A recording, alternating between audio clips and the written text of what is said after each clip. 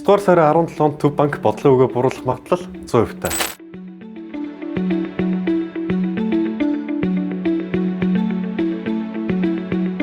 Энэ 9 дугаар сарын 17-ны өдөр Америк нэгдсэн улсын Төв банкны ээлжид бодлого өгөө хурал болно.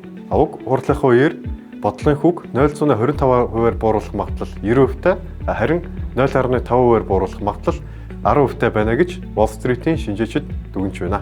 Бодлогын хүү буурахтаа зэрэгцээд Америк нэгдсэн улсын богино улан урт хугацаатай бондуудыг өгөж буурсан хэвээрээ байна. Тухайлбал сүүлийн 1 сарын дотор Америк нэгдсэн улсын 2 жилийн хугацаатай засгийн газрын бондыг өгөж 0.5%-аар унаад байгаа юм. Харин манай Монгол улсын засгийн газрын бондууд болоод олон улсын зах зээлд гаргасан корпорацийн бондуудыг өгөж тогтвортой хуваар байна.